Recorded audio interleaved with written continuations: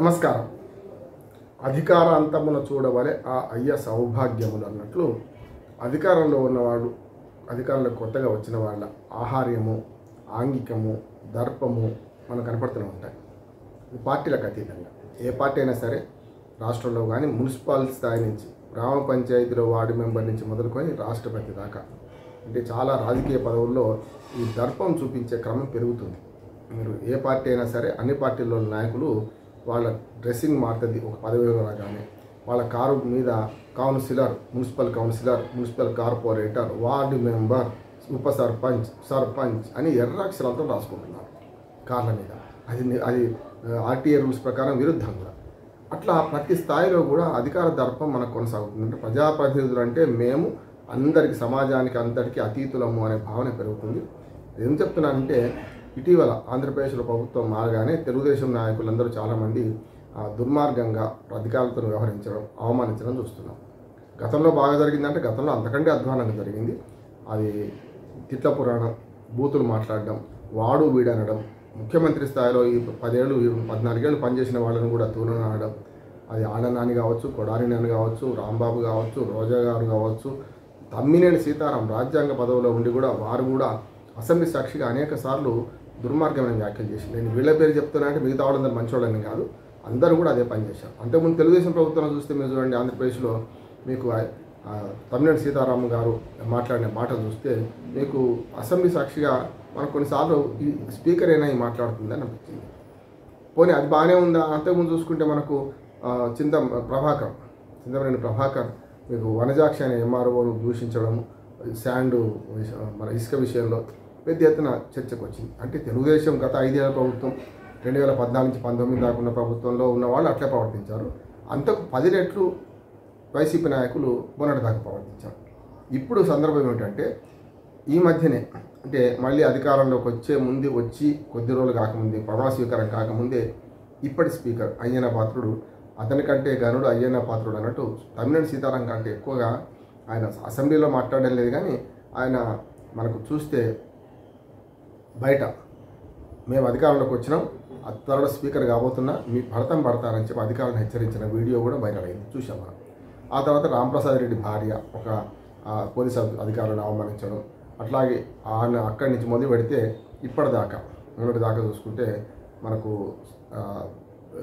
జేసీ దివాకర్ రెడ్డి కొడుకు, మనకు MLA, Tadipatri MLA దాకా చూసుకుంటే చాలామంది అంటే పోలీస్ ఆఫీసర్ క్షమాపణ చెప్పించుకోవడం కానీ చూస్తున్నాం.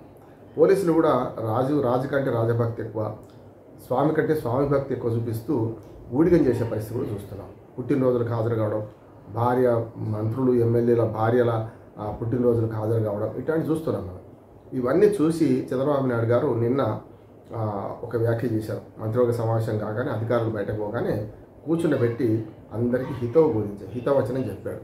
మనం అధికారంలో ఉన్నాం, అద్దాల మేడలో ఉన్నాం, అందరూ మనం చూస్తున్నారు, దానికి అనుగుణంగా ప్రవర్తించాలి, ఇట్లాంటి వాటికి క్షమించను, సహించను, ఒక్కొక్క ఇటుక పేర్చి నేను ఈ రాజకీయాల్లో ఇంతవరకు వస్తే ఈ గోడను కూలగొడతారా, బుల్డోజర్లు పెట్టి కూలగొడతారా, మీ అవినీతి కార్యక్రమాలు లేకుండా మీ అహంకారం, మీ పెత్తనం, వీటి వల్ల నష్టపోతాం కదా అని సున్నితంగా హెచ్చరించారు. ఒక రకంగా ఆ హెచ్చరిక సున్నితంగా కావచ్చు, కానీ దాన్ని అందరికీ తెలుగుదేశం శ్రేణులు అందరూ ఒళ్ళు జాగ్రత్తగా పెట్టుకొని ఉండండి, లేకపోతే మిమ్మల్ని చర్య తీసుకుంటామనే మాట అనకనే చెప్పారు ఆయన.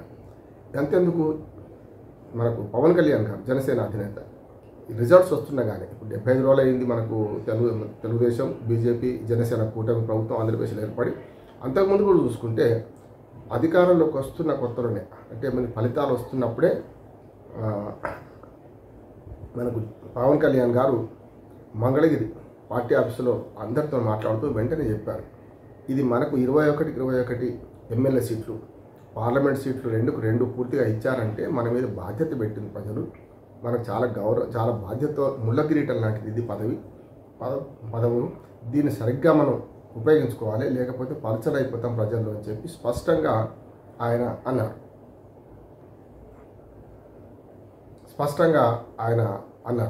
ఆ రకంగా చూసుకుంటే మనకు ఆనాడే ఇది బాధ్యతతో కూడుకునేది, మన భుజస్కంధాల మీద ప్రజలు 164 సీట్లు ఇచ్చి మనం పెట్టారు జనసేన, బీజేపీ, టీడీపీ కూటమికి. మనం జాగ్రత్తగా ఉండాలి, లేకపోతే ప్రజలు గమనిస్తున్నారని కూడా ఎన్నికల రోజే, ఫలితాల రోజే ఆయన హెచ్చరించారు. ఆ తర్వాత ఇద్దరు ఎమ్మెల్యేలు కొంచెం ఈ శాండు వీటిలలో మైను కుంభకోణాల్లో ఇరుక్కుంటున్నారు, వారు కొంత వేలు పెడుతున్నారు తెలవగానే పవన్ కళ్యాణ్ గారు అప్పుడే చాలా రోజుల క్రితం చంద్రబాబు నాయుడు నిన్న అన్నారు. అంతకుముందే వారి ఎమ్మెల్యేలను హెచ్చరించారు, ఇందులో పోకండి అనవసరంగా అన్నారు. ఒక రకంగా చెప్పారంటే పవన్ కళ్యాణ్ గారు రాజకీయాల్లో కొత్తగా వచ్చుకొని 10 ఏళ్ళ అనుభవం ఉంది, అన్నీ తెలుసుకొని ధక్కా మొక్కి తిని అధికారంలోకి వచ్చిన తర్వాత ఆయన ఒళ్ళు జాగ్రత్తగా పెట్టుకొని ఒళ్ళు దగ్గర పెట్టుకొని పని చేయండి అని చెప్పి తన ఎమ్మెల్యేలకు హెచ్చరిస్తున్నారు. అదేవిధంగా మనకు చంద్రబాబు నాయుడు గారు కూడా 45 ఏళ్ళు ఇండస్ట్రీ రాజకీయాల్లో 4వసారి ముఖ్యమంత్రి, ఇవన్నీ చూసిన వాడు కనుక ఆయన సున్నితంగానే కఠినంగా గట్టిగా చెప్పారు. ఇవాళ రాజకీయ నాయకులందరూ కూడా ఏ పార్టీలో ఉన్నా కూడా తమ పదవిలోకి రాగానే అధికారంలోకి రాగానే వాళ్ళ ఆహార్యము ఆంగికము అన్ని మారుతున్న క్రమంలో ఇట్లాంటివి కూడా చేస్తుంటారు. దీన్ని గమనించాల్సిన బాధ్యత ఎవరి మీద ఉందంటే ఇటు పక్కన రాజకీయ నాయకులకు ఉంటుంది. అందుకనే తోటకూర దొంగతనం నాడే తల్లి మందలిస్తే పెద్ద బంగారం దొంగతనం చేయడు కదా కొడుకు. అట్లా చంద్రబాబు నాయుడు గారు అనుభవజ్ఞుడు కనుక తమ వాళ్ళు హెచ్చరించారు. ఇది దీని మంచి పరిణామం అనవచ్చు, దీన్ని మంచిగా పాజిటివ్గా తీసుకుందాం. కానీ జగన్నామ స్మరణ చేసుకుంటూ పెద్ద ఎత్తున జగన్మోహన్ రెడ్డి ప్రభుత్వం మీద అవినీతి ఆరోపణ చేసిన ఈ ప్రభుత్వం 4 శ్వేతపత్రాలు విడుదల చేసిన ప్రభుత్వం దానికి అనుగుణంగా చర్యలు తీసుకునే పక్కకు పోయి అనవసరంగా ఆరోపణలు చేసి ఇప్పుడు ఇటువంటి కేసుల్లో చాలా పెద్ద ఎత్తున మరి ఒకరి మీద ఆరోపణ చేసుకుంటున్నా సరైనది కాదు. ఇప్పటికైనా దాడులు ఆగుతాయని అనుకుంటున్నాను. ఈ 75 రోజుల్లో పరస్పరం ఒకరి మీద ఒకరు భౌతిక దాడులు చేసుకుంటున్న సందర్భం చూస్తున్నాం. పోలీసులు కూడా పక్షపాతంగా వ్యవహరిస్తూ మొన్నటిదాకా జగన్మోహన్ రెడ్డి కొమ్ము కాసిన ఇదే పోలీసులు ఇవాళ చంద్రబాబు నాయుడు పార్టీకి బీజేపీ పార్టీకి లేకపోతే కూటమి పార్టీలకు మద్దతు చేస్తున్నారు. ఇది కరెక్ట్ కాదు. అంటే స్వామి కంటే స్వామి భక్తి, రాజు కంటే రాజభక్తి ఎక్కువ చేసే ఈ పోలీసులకు రేపొద్దున ఖచ్చితంగా చుక్కెదురవుతుంది. ఇప్పటికీ అట్లాంటివి జరుగుతున్నాయి కూడా. అది జరగకుండా చూసుకోవాల్సిన బాధ్యత ఈ 3 పార్టీల మీద ఉన్నది. ఈ 3 పార్టీలు ఏం చేయాలంటే రాజ్యం ఉన్నదే, రాజ్యానికి 3 ఫస్ట్ కర్తవ్యాలు, తర్వాతనే మౌలిక వసతులు పెంచడం, సంక్షేమం, అభివృద్ధి, ఇవన్నీ కూడా. మొదట ప్రజల ధన మాన ప్రాణరక్షణ చేయాల్సిన బాధ్యత ప్రభుత్వానికి, ముఖ్యంగా శాంతి భద్రత రాష్ట్ర ప్రభుత్వం అధీనంలో ఉంటాయి.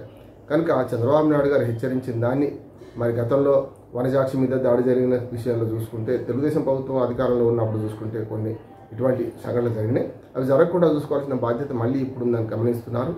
ఆనాడు 151 సీట్లు ఇస్తే జగన్మోహన్ రెడ్డి ఎట్లా ప్రవర్తిస్తే కర్రుగాల్చి వాత పెట్టారు, ప్రజలు కిందికి దించారు. ఇవాళ కూడా అదే పని వీళ్ళు చేస్తే కూడా చేస్తారు. శాశ్వతం అధికారం శాశ్వతం అని విరవిగా వాళ్ళకి ఎప్పుడు ప్రజలు జవాబు చెప్తుంటారు, ప్రజలు సరైన గుణపాఠం చెప్తుంటారు.